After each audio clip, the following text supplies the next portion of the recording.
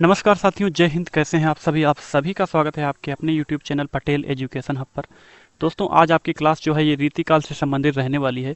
इस क्लास में आप सभी लोग देखेंगे रीतिकाल से संबंधित 30 अति महत्वपूर्ण प्रश्नों को। आज तक जितनी भी क्लासेज आपकी हिंदी साहित्य के इतिहास से संबंधित हुई हैं, वो चाहे आदिकाल की हो या फिर भक्ति काल की हो, हर एक क्लास का लिंक आपको इसी वीडियो के डिस्क्रिप्शन बॉक्स में मिल जाएगा। तो आज की क्लास की हम लोग शुरुआत करते हैं अपने पहले क्वेश्चन के साथ। पहला प्रश्न दोस्तों, आचार्य रामचंद्र शुक्ल ने रीतिकाल का प्रवर्तक किन्हें माना है? बहुत ही महत्वपूर्ण प्रश्न है, बताना है आपको। ऑप्शन दोस्तों आपके पास में चिंतामणि त्रिपाठी, केशव दास, रत्नाकर या फिर मतीराम। कौन सा ऑप्शन सही है? दोस्तों, अगर सही उत्तर की हम लोग बात करें तो हो जाएगा option number A, Chintamani Tripathi. ठीक है, इनका पूरा नाम है चिंतामणि त्रिपाठी। इनको ही जो दोस्तों आचार्य रामचंद्र शुक्ल ने रीतिकाल का प्रवर्तक माना है। कभी कभी क्वेश्चन आपका पूछ लिया जाता है, यहाँ पर प्रवर्तक की जगह जनक पूछ लिया जाता है। ठीक है, जनक या फिर आरंभकर्ता, क्या पूछ लिया जाता है? जनक या फिर आरंभकर्ता। तब भी आपका उत्तर यही रहने वाला है कि चिंतामणि त्रिपाठी। चलिए अगला प्रश्न देख लीजिएगा। अगला प्रश्न है दोस्तों, रीतिकाल की समय सीमा क्या है? ये भी बहुत महत्वपूर्ण है। हर एक काल को पढ़ने के लिए सबसे पहला पॉइंट यही निकल के आता है, उसकी समय सीमा आपको बहुत ही अच्छे तरीके से पता होनी चाहिए। तो दोस्तों, अगर इसकी समय सीमा की हम लोग बात करें तो सही उत्तर आपका हो जाएगा 1700 से 1900। ये विक्रम संवत है। ठीक है, विक्रम संवत 1700 से 1900। ऑप्शन नंबर डी आपका बिल्कुल सही उत्तर हो जाएगा। अगर हम लोग बात करें ईसवी में, कभी कभी ईसवी में सन में पूछ लिया जाता है, तो सन में अगर पूछेगा तो 1643 से 1843 तक, 1843 तक। ठीक है, सन में अगर पूछा जाएगा तो 57 वर्ष आप लोग माइनस कर देंगे। कितना माइनस कर देंगे? 57 वर्ष अगर माइनस कर देंगे, जो भी निकल के आएगा वो सन में आपका हो जाएगा। चलिए अगला प्रश्न आपका है, रीतिकाल को श्रृंगार काल किसने कहा है? बताइएगा, रीतिकाल को जो है श्रृंगार काल किसने कहा है, बताना है आपको। दोस्तों, सही उत्तर आपका हो जाएगा, रीतिकाल को विश्वनाथ प्रसाद ने क्या कहा है? विश्वनाथ प्रसाद मिश्र ने श्रृंगार काल कहा है। इसका जो ऑप्शन नंबर ए है बिल्कुल सही उत्तर हो जाता है। कहीं कहीं अगर पूछ लिया जाता है अलंकृत काल किसने कहा है, दोस्तों अलंकृत काल किसने कहा है, ये भी बहुत ही महत्वपूर्ण पॉइंट है। तब आपका ऑप्शन रहेगा मिश्र बंधु, ऑप्शन नंबर बी। ठीक है, जब अलंकृत काल पूछेगा तो ऑप्शन नंबर बी। पूछा है श्रृंगार काल तो विश्वनाथ प्रसाद, यानी कि ऑप्शन नंबर ए। चलिए अगला प्रश्न आपका है, अगला प्रश्न है आपका, कौन सा विकल्प सुसंगत नहीं है? बताइए कौन सा विकल्प दोस्तों सुसंगत नहीं है, बताना है आपको। काव्य विवेक, इसके रचनाकार का नाम है चिंतामणि, सही है कि नहीं है? शिवा बावनी के रचनाकार का नाम है भूषण, व्रत कौमुदी के रचनाकार का नाम है मतीराम, प्रताप सिंह बिरुदावली के रचनाकार का नाम है सेनापति। बताइएगा दोस्तों, इसके अगर सही उत्तर की बात करें तो आपका ऑप्शन नंबर डी है, जो ये बिल्कुल सुसंगत नहीं है, इसलिए सही उत्तर ये हो जाएगा। प्रताप सिंह बिरुदावली जो है, इसके जो रचनाकार दोस्तों सेनापति नहीं है, इसके रचनाकार सेनापति नहीं है, और इसके रचनाकार हैं पद्माकर। कौन रचनाकार हैं? पद्माकर की ये कृति है दोस्तों। तो इसका सही उत्तर हो जाएगा ऑप्शन नंबर डी। यही आपका विकल्प जो है ये सुसंगत नहीं है। अगला प्रश्न है दोस्तों, तुलसी गंग दुओ भय सुकविन के सरदार, ये कथन इनमें से किसका है? बहुत ही महत्वपूर्ण है। जितने भी आपके प्रश्न हैं दोस्तों ये बहुत ही महत्वपूर्ण है। हर एक प्रश्न जो है रीतिकाल से संबंधित है, बार बार एग्जाम में पूछे जाते हैं। प्रश्नों को आप लोग जरूर नोट करते हुए चलेंगे। बताइएगा ये कथन किसका है दोस्तों? ऑप्शन है नाभादास, भिखारीदास गंग या फिर रहीमदास। किसका ये कथन है? अगर दोस्तों सही उत्तर की बात करें तो यह है भिखारीदास का कथन। किसका है? भिखारीदास का ये कथन है, तुलसी गंग दुओ भय सुकविन के सरदार। तुलसीदास और जो है अकबर के दरबारी कवि जिनका नाम था गंग, उनकी जो है इन काव्य पंक्तियों में इन्होंने प्रशंसा की है भिखारीदास जी ने। ठीक है, तो भिखारीदास जी का कथन है, नोट कर लीजिएगा आप लोग। अगला प्रश्न दोस्तों है, रीतिकालीन कवि भूषण की कविता का मुख्य संवेदनात्मक स्वर है। बहुत ही महत्वपूर्ण प्रश्न है, बताना है आपको। रीतिकालिक के जो कवि हैं दोस्तों भूषण, बहुत ही प्रसिद्ध कवि हैं। अगर इनके पूरे नाम की बात करें तो पूरा नाम है महाकवि भूषण। ठीक है, पूरा नाम पूछा जाए तो महाकवि भूषण। पूछा गया है इनकी कविता का मुख्य संवेदनात्मक स्वर कौन सा है। ठीक है, महाकवि भूषण जो हैं वो वीर रस के कवि थे। किसके? वीर रस के। इसके इसलिए इसका जो सही उत्तर है दोस्तों ऑप्शन नंबर बी हो जाएगा, वीर प्रशस्ति परक। ठीक है, ऑप्शन नंबर बी इसका सही उत्तर हो जाएगा, वीर प्रशस्ति परक। चलिए अगला प्रश्न अगर हम लोग देखते हैं तो विज्ञान गीता के रचनाकार कौन है? विज्ञान गीता के रचनाकार पूछा गया है। बहुत ही महत्वपूर्ण ये जो है रचनाएं हैं, इनके रचनाकार काफ़ी बार पूछे जाते हैं एग्जाम में, तो आप लोग नोट जरूर कर लीजिएगा। विज्ञान गीता है जो इसके रचनाकार की अगर सही बात करें, सही उत्तर हो जाएगा ऑप्शन नंबर डी इसका, केशवदास। ठीक है, केशवदास की जो अन्य रचनाएं हैं वो आप लोग एक बार जरूर नोट कर लीजिएगा। रसिक प्रिया, कवि प्रिया, रत्नावली और नखशिख, ये इनकी जो है बहुत ही महत्वपूर्ण रचनाएं हैं। इनसे संबंधित प्रश्न आपके पूछे जा सकते हैं एग्जाम में, तो आप लोग जरूर नोट कर लीजिएगा। चलिए अगला प्रश्न है दोस्तों, निम्नलिखित में से कौन सा अलंकार ग्रंथ नहीं है? प्रश्न नंबर 8 आपको बताना है कौन सा अलंकार ग्रंथ नहीं है। भाषा भूषण, ललित ललाम, शिवराज भूषण या फिर अंग दर्पण। दोस्तों सही उत्तर की अगर हम लोग बात करें तो हो जाएगा आपका option number D. Option number D बिल्कुल सही उत्तर हो जाएगा। अंग दर्पण जो है वो अलंकार ग्रंथ नहीं है। ये कौन सा है दोस्तों, ये नायिका भेद ग्रंथ है। ठीक है, नायिका भेद है। नायिका अगर पूछा जाए कौन सा जो है ग्रंथ है तो नायिका भेद, नायिका भेद ग्रंथ है, जबकि ये अलंकार ग्रंथ नहीं है। बाकी ये तीनों जो है आपके अलंकार ग्रंथ हैं। इसकी अगर रचनाकार की बात करें, अंग दर्पण के जो रचनाकार हैं तो रचनाकार का नाम है रसलीन। क्या नाम है, रसलीन इनका नाम है दोस्तों। और इन्होंने 1737 ईस्वी में इसकी रचना की थी। कब की थी, तो 1737 ईस्वी में इसकी रचना की थी। बहुत ही महत्वपूर्ण कृति है। इसके बारे में मैंने जितनी भी जानकारी दी आप लोग हर एक जानकारी को नोट डाउन जरूर कर लेंगे। दोस्तों ये कौन सा ग्रंथ है, तो नायिका भेद ग्रंथ है। ठीक है, और इसके रचनाकार का नाम है रसलीन। रचना कब हुई है, 1737 ईस्वी में। चलिए अगला प्रश्न आपका है प्रश्न नंबर 9। रीतिकालीन लगभग कितनी शताब्दियों तक चला। दोस्तों रीतिकालीन जो है लगभग कितनी शताब्दियों तक चला, तो इसका जो समय काल है 1700 से 1900। ठीक है, तो लगभग ये जो है 2 शताब्दियों तक चला है। तो इसका सही उत्तर हो जाएगा ऑप्शन नंबर सी, लगभग जो है 2 शताब्दियों तक। चलिए अगला प्रश्न दोस्तों है प्रश्न नंबर 10। कह रहा भाषा भूषण के रचनाकार कौन है। ये भी बहुत ही महत्वपूर्ण रचना है। सही उत्तर की अगर बात करें दोस्तों, ऑप्शन नंबर बी इसका बिल्कुल सही उत्तर हो जाएगा, जसवंत सिंह। ठीक है, भाषा भूषण के जो रचनाकार हैं उनका नाम है जसवंत सिंह। प्रश्न दोस्तों, निम्न में से कौन सी रचना घनानंद की नहीं है। बताइएगा कौन सी रचना इसमें जो है घनानंद की नहीं है। प्रबंध या फिर वियोग बेली या फिर श्रृंगार विलास। बताइएगा कौन सी रचना इसमें दोस्तों घनानंद की नहीं है। अगर सही उत्तर की बात करें तो जो है श्रृंगार विलास ये रचना है। ऑप्शन नंबर डी बिल्कुल सही उत्तर हो जाएगा। ये दोस्तों घनानंद की रचना नहीं है, ये कवि सोमनाथ की रचना है। अगर इसके रचनाकार का नाम पूछा जाए तो कवि सोमनाथ। ठीक है, ये घनानंद की रचना नहीं है, इसलिए इस प्रश्न का जो सही उत्तर हो जाएगा ऑप्शन नंबर डी के साथ जाएगा। चलिए प्रश्न नंबर 12 देख लीजिएगा। निम्नलिखित में से कौन कवि और आचार्य दोनों में प्रतिष्ठित थे। कौन जो है कवि और आचार्य दोनों कहे जाते थे, बताइएगा। नाभादास, सुमित्रानंदन पंत, नंददास या फिर केशवदास। दोस्तों इसका सही उत्तर हो जाएगा ऑप्शन नंबर डी, केशवदास जो हैं वो आचार्य और कवि दोनों रूप में प्रतिष्ठित थे। अगर पूछा जाए आचार्य और कवि दोनों रूप में कौन प्रतिष्ठित थे तो केशवदास। ठीक है, इनको कवि भी कहा जाता था और आचार्य भी कहा जाता था। चलिए अगला प्रश्न आपका है भाषा भूषण का विवेच्य है। बताइएगा भाषा भूषण का जो विवेच्य है वो कौन सा है।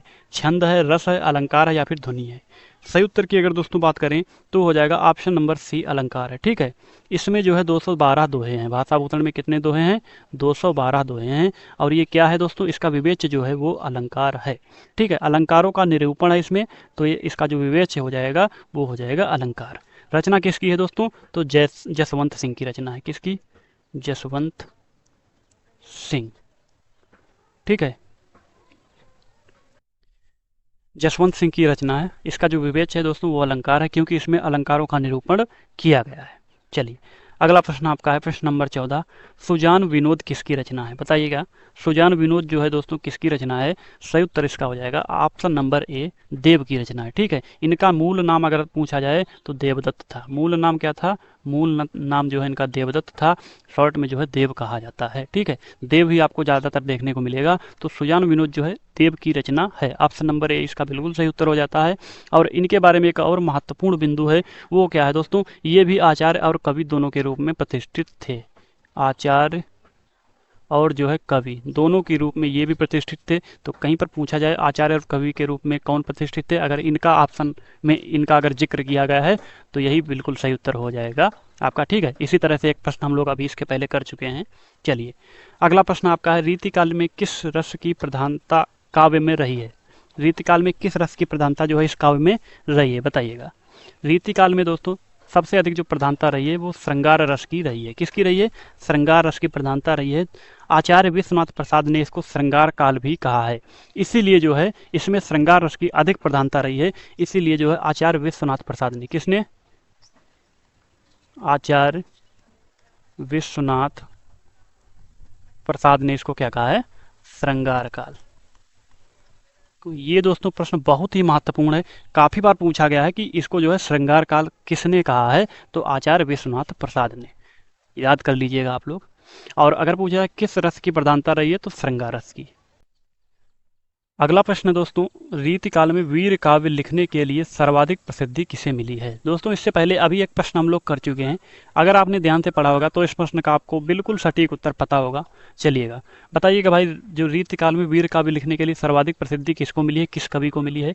सही उत्तर हो जाएगा आपका महाकवि भूषण। इससे पहले वाले प्रश्न में मैं आपको बता चुका हूँ, महाकवि भूषण जो है वो वीर जो है वीर रस के कवि रहे हैं, इसलिए ये रीतिकाल में अपनी रचनाएं वीर रस में करते थे, तो सबसे ज़्यादा प्रसिद्धि जो है इन्हीं को मिली है। ऑप्शन नंबर बी इसका बिल्कुल सही उत्तर हो जाएगा। चलिए, घनानंद की रचना नहीं है, कौन सी रचना इसमें घनानंद की नहीं है। 4 रचनाएं आपको दी गई हैं, बताइएगा कौन सी रचना दोस्तों घनानंद की नहीं है। ऑप्शन है सुजान सार, बिरह लीला, कोकसार या फिर साहित्य सार। बताइएगा कौन सी रचना घनानंद की नहीं है दोस्तों। साहित्य सार सही उत्तर की अगर हम लोग बात करें तो वो हो जाएगा साहित्य सार। ये रचना दोस्तों घनानंद की नहीं है। अगर इसके सही जो है रचनाकार के नाम की अगर बात करें तो उनका नाम है मतीराम। ये किसकी रचना है, मतीराम की रचना है, इसलिए इस प्रश्न का सही उत्तर हो जाएगा ऑप्शन नंबर डी, जो कि साहित्य सार इनकी रचना नहीं है। बाकी सुजान सार, बिरह लीला, कोकसार ये सभी इनकी जो है रचनाएं हैं। चलिए अगला प्रश्न दोस्तों देख लीजिएगा। अगला प्रश्न कहा गया है, रीतिकाल के कवि रसलीन का लिखा हुआ ग्रंथ इनमें से कौन सा है। बताइएगा कौन सा दोस्तों इसमें से रसलीन का जो लिखा हुआ ग्रंथ है। सही उत्तर की बात करें ऑप्शन नंबर ए हो जाएगा अंग दर्पण। ठीक है, अंग दर्पण जो है ये रसलीन का लिखा हुआ ग्रंथ है। 1737 में इन्होंने इसको लिखा था। कब लिखा था, 1737 ईस्वी में। अगला प्रश्न दोस्तों, बिहारी सतसई में कितने दोहे हैं। प्रश्न का जो सीरियल है वो थोड़ा सा इधर उधर हो गया है, कोई दिक्कत नहीं है दोस्तों। बिहारी सतसई में कितने दोहे हैं। ऑप्शन है 700, 719, 713, 750। सही उत्तर की अगर बात करें तो दोस्तों हो जाएगा 713 दोहे हैं। कितने दोहे हैं, ऑप्शन नंबर सी इसका बिल्कुल सही उत्तर हो जाता है। बिहारी सतसई में जो है 713 दोहे हैं, नोट कर लीजिएगा आप लोग।